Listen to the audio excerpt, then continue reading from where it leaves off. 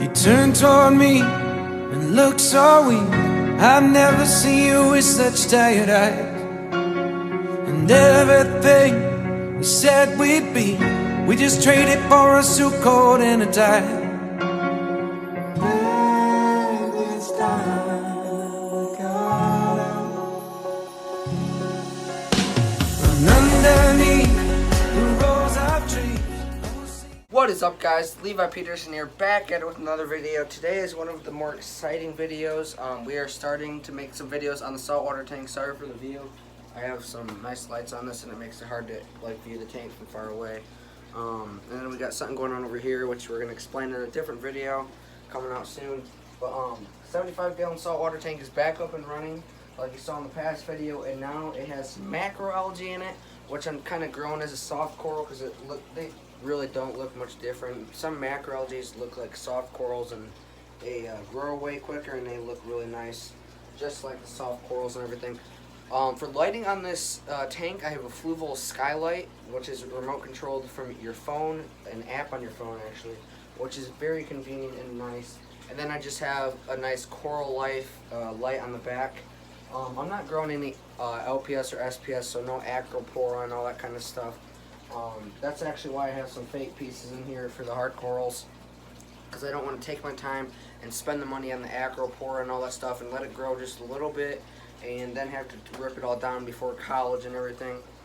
So other than that, I have a couple soft corals that I added today. I added some zoas and some waving hand polyps or waving finger polyps. There's a couple different names for it. We do have two anemones in here. We have a curlicue anemone and a long tentacle anemone. So we're going to get up closer and kind of show you some things. And then we do have a fish in here too, which is a dash blenny. So that guy's really cool. I kind of have Adam come in here to help out with the algae and stuff. So actually he's done a really nice job. This whole front glass piece was plastered with algae. I got a couple snails and they were not keeping up with it. Threw the dash blenny in there and woke up the next morning and this thing was literally spotless. Like, I'm not even joking, I don't see any algae at all, except for on the live rock and everything in there.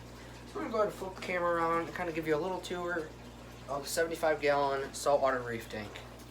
Alright guys, here's a 75-gallon reef tank. It's kind of just getting started, so I only have a few things in there right now, and I'm slowly adding more things as it goes. There's the dash blenny right there that I was just talking about. It likes to hide in that piece of live rock right up front because there's multiple holes in it. Eventually I want to get some more fish to use the holes and everything. I might put a feather duster in that hole. We're trying to figure it all out. I don't want to add too many things at once because that's just not a good idea and you'll overdo your tank real quick. For saltwater tanks, you got to kind of add stuff slowly. Same with freshwater tanks. You don't want to add too many fish at once because it'll just shock your tank and your fish will get what it's called new tank syndrome, which a lot of pneumonia buildup, and there's not enough bacteria in there to support everything and help out with the pneumonia. You can use chemicals to kind of boost everything and get rid of the ammonia and stuff, but it's nicer just to do it the natural way. Some of the chemicals are harmful to the corals and stuff. There's a couple out there that you can use to take out the pneumonia and stuff, but I just do not recommend that because it's just kind of cheating yourself out a little bit when you could do it naturally and make everything look way better in the long run. It's a lot of patience, but it's worth it. So back in the back here, we have some nice zoas that I picked up today. Waving finger corals, or waving hand polyps, or waving finger polyps, pretty much whatever you want to call them. There's a lot of different names. Here's another, this is macroalgae actually, it's red bamboo macro. This stuff kind of looks like a soft coral, so I added it in there and it's actually doing really well. I got it as a little small piece like this big maybe, and it's kind of honestly spread a decent amount. It's actually growing a little more this way than I like it to, but that's just because this power head, there's a lot of commotion in this tank. Right here is a long tentacle anemone. So that guy is pretty cool. I'd like to get some clownfish to host in that, or the anemone to host the clownfish, or whatever you'd like to say. Sometimes it's hard to happen in captivity, but it may happen. Some people use tubes to put right as they put them in the tank to have them go straight to the anemone. That's not always how it works. The anemone just kind of naturally takes them in. Right over here is the curlicue anemone, or the rock flower, whatever you like to call it. There's lots of different names. Rock flower and curlicue anemones are totally different species, but some people get them mixed up. So that's kind of a quick rundown. I have a lot of snails in here. We got some black margarita snails, turbo snails, a couple of hermit crabs. There's actually a porcelain crab on that anemone back there somewhere in there. And the porcelain crab and the anemone kind of help out each other a little bit. The porcelain crab will eat the scraps and everything, and it will help out the anemone. Sometimes you'll see the porcelain crab come out on this rock and wave its big hands out, catching brine shrimp as I'm feeding the tank and everything. So it's really cool to see that happen. There is a Sally Lightfoot crab in here somewhere, and there's also coral banded shrimp back there. It's kind of hard to see. Sally Lightfoots almost look like spiders. They're really cool crabs. Eventually I'd like to add a couple emerald crabs in here, and that'd pretty much wrap it up for the inverts.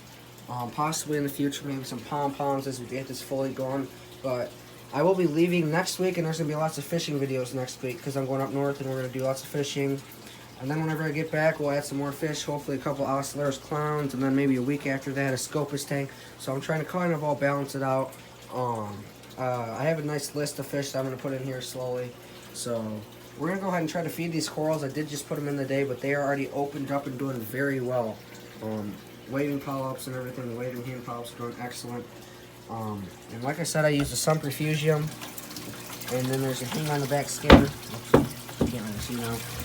Then there's all this macroalgae down here. I have lots of different kinds in there. And the sump, and obviously I need to change out the stock because it's overflowing right there. Anyways, so we're going to go ahead and feed this tank some brine shrimp. So I'm going to go downstairs, grab some brine shrimp out of the freezer, and we're going to feed this tank. Alright, so what I do for feedings is I have little cups like these two things right here. One's for brine shrimp and one's for bloodworms, and I accidentally took the bloodworms cup, put brine shrimp in it. That is a lot of brine shrimp. Moray eel will actually eat a lot of this brine shrimp, so a lot of the times I'll just dump a load in there. He chows it up. He likes to eat mollies and everything, but I try to keep that on the low end because that will get expensive real quick. So what I'm going to do, I target feed my corals and anemones with this thing right here. It's kind of hard to see. Let me close this lid real quick. Just a little pipette. You can target your anemones and all that kind of stuff, and you just suck up a little bit. As you can see, you just drop it in here. Spray just a little bit on there, and they will take it right in. This guy's getting ready to close up for the night, and he'll just take a load of brine shrimp. Come over to the zoas here, and it looks like I'm actually out of brine, so I'm gonna have to load up again. Now brine shrimp, pretty much anything in your saltwater tank will actually eat brine. Literally just about anything. Now you can get some corals will eat other smaller invertebrates and everything. Now that waving hand is going to need a little bit more than that. This coral right here, the waving hand polyps, will grow like crazy. Even in small lighting, if you have a good established tank and everything, these things will just grow. So got a couple there.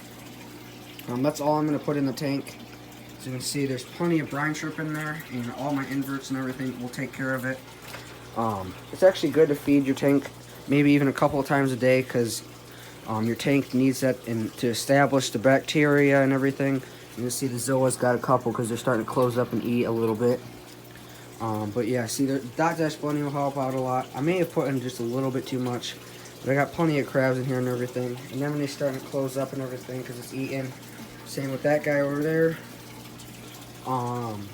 Sometimes I spray a little bit in the sump. Usually I just kind of feed the top, and that's just about it. That's really kind of going to wrap it up, guys. I really just want to give you a quick rundown of what I have in my tank and how everything's going. Everything is going super well, and I'm really excited to come back. Next fish is going to go in this tank is a pair of Oscillars clownfish. So I'm really excited for that, and I'm really excited to get back. School starts in a couple weeks. I'm excited to get back into routine and everything. That dot dash is out. Maybe I can get you a close-up. He is a beautiful bunny. And he's a relatively cheap blending. Some blendings can get way up there, and some are just relatively cheap. Other than that, that's really going to wrap it up for this video. I hope you enjoyed it. There will be lots more videos coming out on the 75 gallon. My next couple videos are probably going to be next week. And we're going to get some fishing videos in and everything. So I hope you're excited for that. So I'm going to go ahead and flip the camera back around, and we're going to end this video. Well, guys, thanks for watching this video. I hope you enjoyed it. I know it wasn't very long or anything. I kind of literally just want to give you a rundown on my salt tank. Sorry for the glare. This lighting is kind of stinky. But there it is. I'm super excited to see how this goes. So far, I already got a couple corals in. My tank is doing very well. The ammonia is like at the minimum. It's literally at 0 when I checked it this morning. So I decided to grab a couple corals. I'm gonna wait a little bit to add more things because I don't want to like shock the tank. Like I said, I probably could have got away with adding maybe 1 or 2 more softies, but I just don't want to overdo it. So I'm gonna add things. Maybe every weekend I'll add a couple different things, or just one little fish. Because if you add too much, like I said, you will just overshock the tank. Too much ammonia will build right up, and your tank will literally get screwed. So patience is key with the saltwater tank. If you have any questions, just comment below, and if you have any suggestions for new videos, comment below. And like I said, school starts back up, so I'll have videos every Monday, Wednesday, and Friday for you guys. Hope you enjoyed this video. Don't forget to be the fish and get outdoors. We'll see you next time.